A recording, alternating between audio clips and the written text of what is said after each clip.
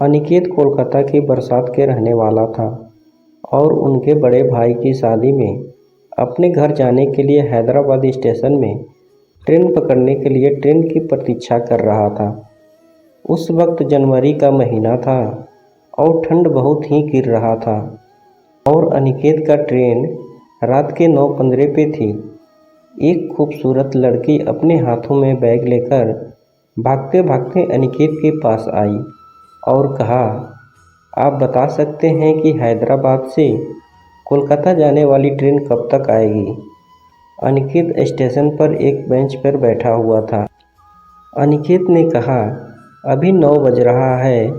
कोलकाता जाने वाली ट्रेन 9:15 पे था, लेकिन बहुत ज़्यादा धुंध गिरने के कारण ट्रेन अभी 1 घंटा लेट है। लड़की ने कहा, थैंक यू। तभी अनिकेत ने कहा, आप कोलकाता में कहाँ जाएंगे? लड़की ने कहा, क्यों? अनिकेत ने कहा, क्योंकि मैं भी कोलकाता जाने वाला हूँ, इसलिए पूछ रहा था। लड़की ने कहा, ओह अच्छा, दरअसल मैं कोलकाता में दमदम में रहता हूँ। और आप? अनिकेत ने कहा, मैं बरसात में रहता हूँ। दोनों से बातचीत के दौरान लड़की ने अनिकेत के बगल में बैठ गई। तभी अनिकेत ने लड़की को 1 कप कॉफ़ी का ऑफ़र किया। लड़की ने कहा, हाँ, इतना ठंड में 1 कप कॉफ़ी तो चलेगा। अनिकेत ने 2 कप कॉफ़ी लाया और 1 कप उस लड़की को दे दिया और 1 कप खुद ले लिया। पीते पीते अनिकेत ने कहा, हेलो, मैं अनिकेत हूँ और आप? लड़की ने कहा, मैं प्रिया हूँ। आप हैदराबाद में क्या करते हो? अनिकेत ने कहा, मैं यहाँ एक IT कंपनी में जॉब करता हूँ और मेरे बड़े भाई के शादी में जा रहा हूँ। अगले फरवरी लास्ट वीक में मेरे बड़े भाई की शादी है। और आप? प्रिया ने कहा, मैं यहाँ BSc की पढ़ाई कर रही हूँ और 1 साल बचे हैं। मैं भी अपने बड़े बहन की शादी में जा रही हूँ और उसका भी फरवरी लास्ट वीक में शादी है। उन दोनों की बातें करते करते कोलकाता जाने वाली ट्रेन आने की अनाउंस होने लगी। तभी अनिकेत ने प्रिया से पूछा, आपकी कोच नंबर क्या है?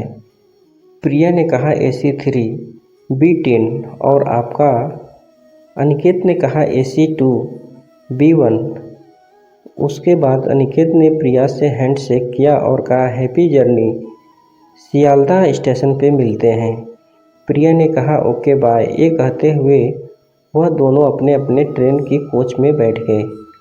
आपको बता दूं कि वह दोनों अपने फ़ोन नंबर शेयर नहीं किए थे।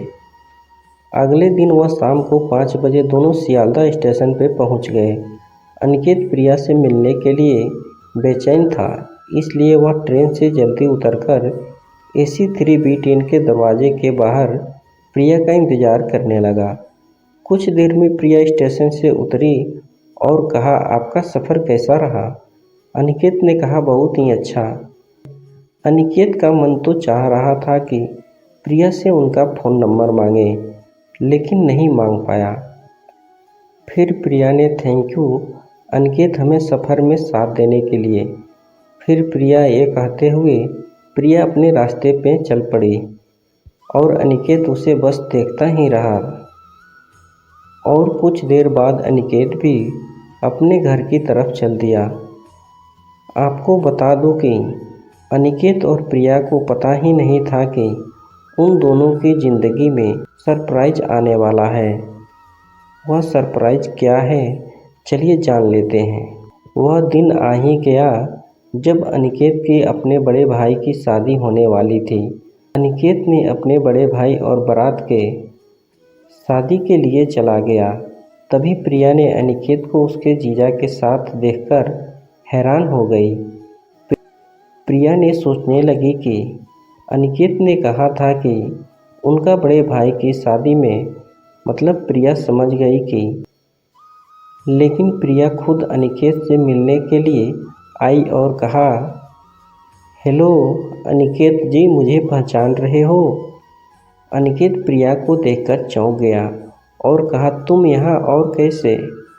प्रिया ने कहा, मैं भी तुम्हें देखकर हैरान हूँ, तुम यहाँ कैसे?